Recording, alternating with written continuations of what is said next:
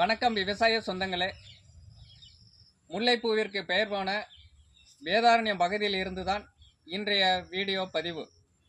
வீடியோக்குள்ளே போகிறதுக்கு முன்னாடி நம்முடைய விவசாய கலைஞர் சேனலை சப்ஸ்கிரைப் செய்து கொள்ளுங்கள்.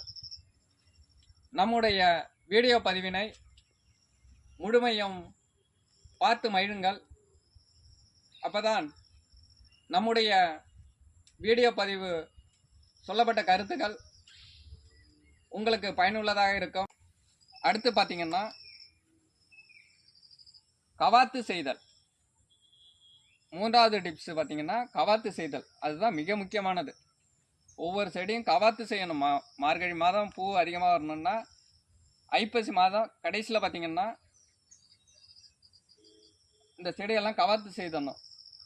அப்படியே விட்டுருவாங்க. பூ இருக்குன்ட்டு அப்படியே விட்டுருவாங்க. செடியெல்லாம் பார்த்தீங்கன்னா கவாத்து செய்ய மாட்டாங்க, அப்படியே விட்டுருவாங்க. பூவானது அப்படியே இருக்கும். இப்போ இந்த செடியெல்லாம் பார்த்தீங்கன்னா இப்போ லேசாக எடுத்திருக்கோம். இந்த செடி இப்போ நான் இந்த செடி வச்சு 3 வருஷம் ஆகுது. அதனால் லேசாக தான் எடுத்திருக்கோம். இந்த செடியும் பாருங்கள். அதே போல் இந்த செடி மரம், இந்த செடி கொஞ்சம் நெருக்கமாக இருக்கும். தேவையில்லாத பகுதியை அகற்றி விட வேண்டும். அரும்பு இருக்குது அப்படின்ட்டு நம்ம அப்படியே வச்சுருக்கக்கூடாது. ஏன்னா செடி தழைஞ்சிக்கிட்டே இருக்கும், உங்களுக்கு அரும்பு கிடைக்காது. இந்த செடி ஃபுல்லாக பார்த்தீங்கன்னாலே அப்படியே தழைஞ்சி போயிருக்கும், அரும்பு கிடைக்காது, துளிர் விடாது. என்னதான் மருந்து அடித்தாலும் உரம் போட்டாலும் அது உங்களுக்கு துளிர் விடாது, அரும்பும் கட்டாது. இப்போ பார்த்தீங்கன்னா இதே போல் தேவையற்ற பகுதிகளை நீக்கிவிட வேண்டும். ஒவ்வொரு செடியிலையும் தேவையற்ற பகுதிகள் நீங்கள் அந்த செடியை பார்த்தாலே தெரியும்.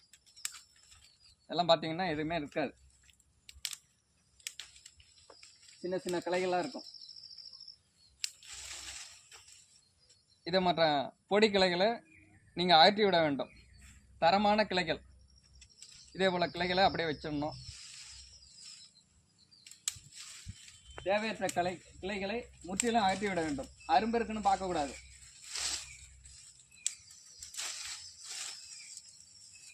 இதே போல் செடியை ஒரு 1/4 பங்கு களை எடுத்து விட வேண்டும். இதில் பார்த்தீங்கன்னா அரும்பு இருக்கும். அரும்பு இருக்குன்ட்டு வச்சுருக்கக்கூடாது. நான் அரும்பு இருக்குன்னு வச்சுருந்தோம்னா அடுத்து பார்த்தீங்கன்னா இதில் அரும்பு கட்டாது, துளிர்க்காது, எதுவுமே செய்யாது, அப்படியே துளுத்துக்கிட்டே இருக்கும். அப்படியே இதில் பார்த்தீங்கன்னா அரும்பு இருக்குது, பூ இருக்குது, எல்லாமே இருக்குது. அதனால் அதே போல் எடுத்துட்டு அடுத்து இந்த செடியை பாருங்கள். இது தேவையற்ற பகுதியில் நேற்று எடுத்தாச்சு. அதுக்கப்புறம் இந்த கிளைகளை நீங்கள் 4 பக்கமும் பிரித்து விட வேண்டும். ஒன்றுக்கு பின்னி இருக்கும். இந்த கிளையானது களை எடுத்த பிறகு இந்த கிளையானது 4 பக்கமும் கவாத்து செய்யும்போது மிக முக்கியமானது. அப்படி எடுத்து விடணும். ஒன்றை பிரித்து விட வேண்டும். தேவையற்ற பகுதி இருந்ததுன்னா ஃபுல்லாகவே எடுத்துடலாம். சிறிய கிளைகள், பூக்காத கிளைகள் செடியும் பார்க்கும்போது தெரியும் இந்த கிளை பூக்கும் பூக்காது அப்படின்னு. பார்த்தீங்கன்னா தெரியும்.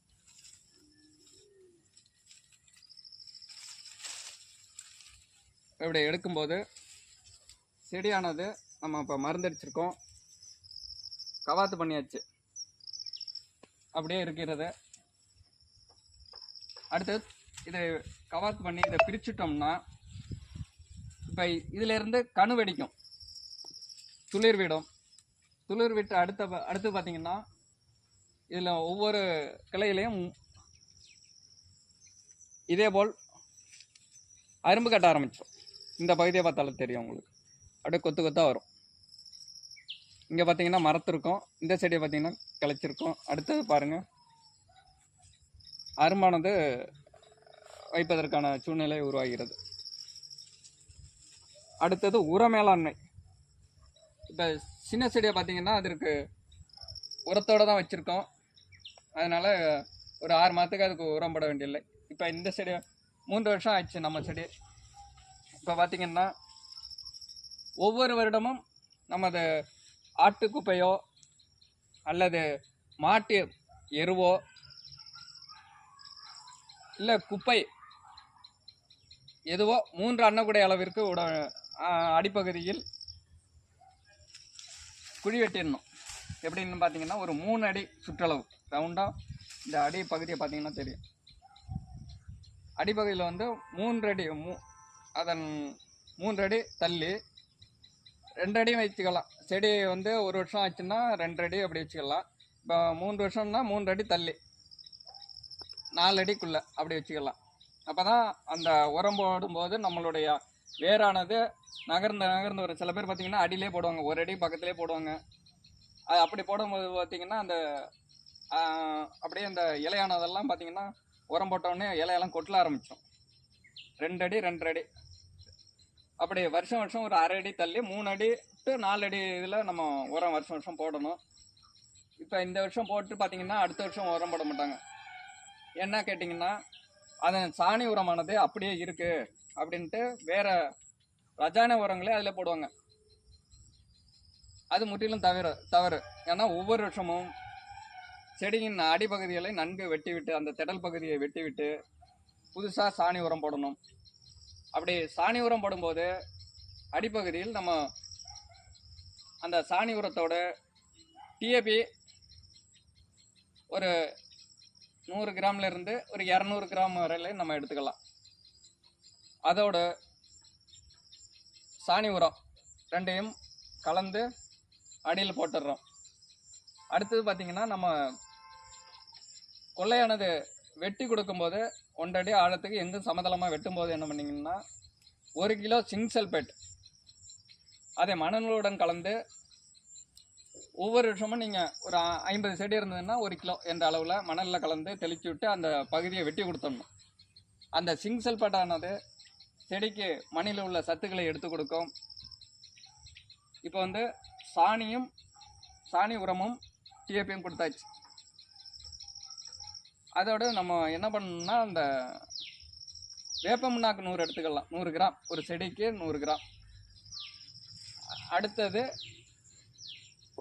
அந்த சாணி உரத்தோடைய கடலப்புண்ணாக்கு கரைசல் எப்படி கொடுக்கணும்னா மெல்ல கொண்டு போய் நம்ம நல்லா பவுடரை அரைச்சி எடுத்துக்கணும். அதே ஒரு பிளாஸ்டிக் கேன்லையோ இல்லை பாத்திரத்துலையோ நன்கு 2 நாட்கள் புளிக்க வச்சிடணும்.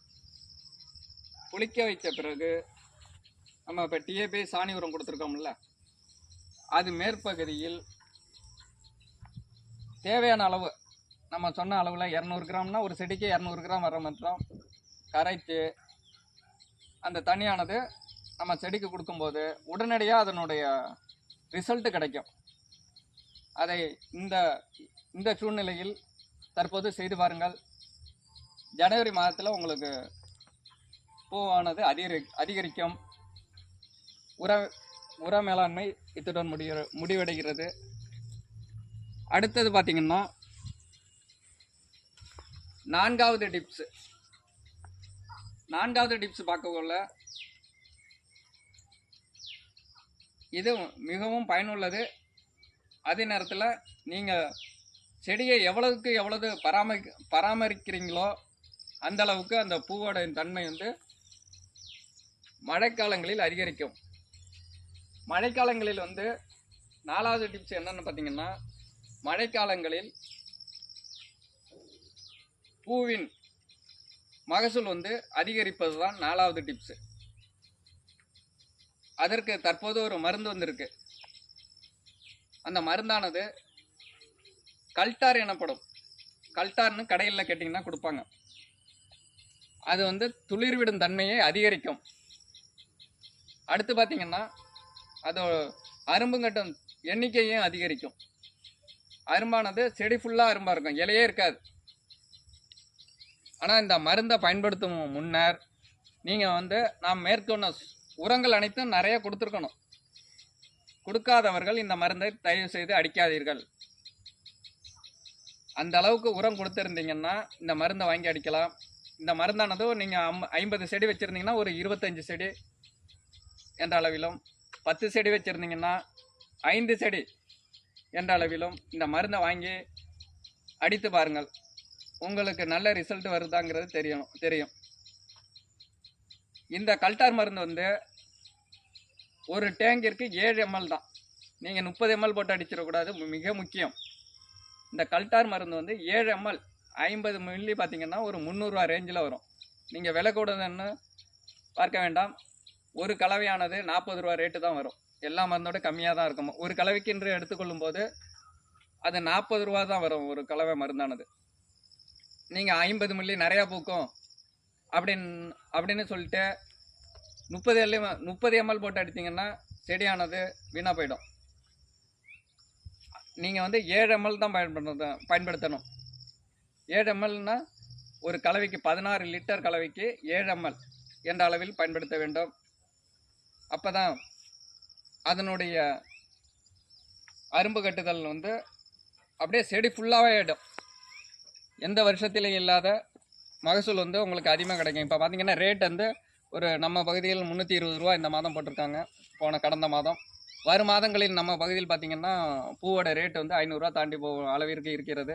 அதனால் இந்த உரங்கள்லாம் கொடுத்துருந்தீங்கன்னா மேற்கொண்ட அந்த உரங்களை கொடுத்துருந்தீங்கன்னா இந்த கல்டாருங்கிற மருந்தை இந்த வருஷம் யூஸ் பண்ணி பாருங்கள்.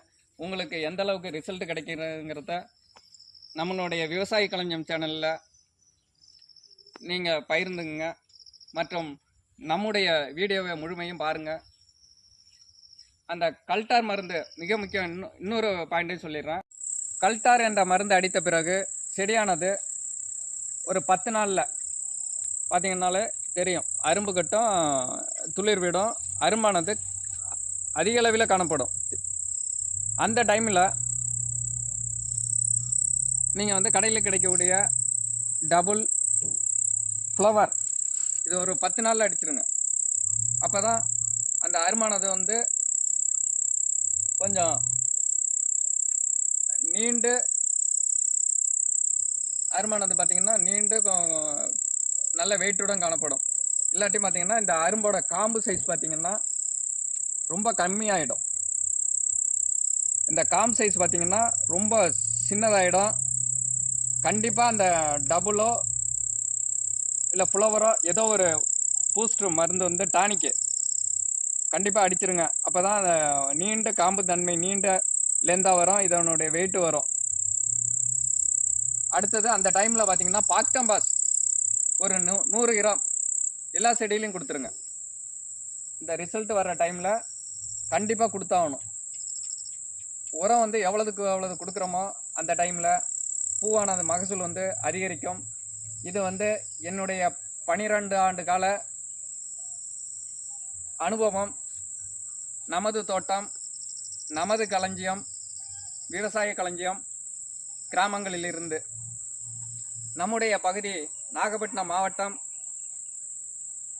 வேதாரண்யம் வட்டம், ஆயக்கரம்பலம் 1ஆம் சேத்தி, வடக்கு குத்தகை. நம்முடைய தோட்டம் என்னுடைய 12 ஆண்டு கால அனுபவத்தை தான் உங்கள்கிட்ட பகிர்ந்திருக்கிறேன். இதில் ஏதேனும் சந்தேகங்கள் இருந்தால் என்னை தொடர்பு கொள்ளலாம். என்னுடைய தொலைபேசி எண் 97 51 804 392. என்னுடைய வீடியோவை முழுமையும் பாருங்கள். உங்களுடைய கருத்துக்களை கமெண்டில் சொல்லுங்கள். லைக் பண்ணுங்கள், ஷேர் பண்ணுங்கள். அதுவே எனக்கு ஒரு உதவியாக இருக்கும். நன்றி மக்களே.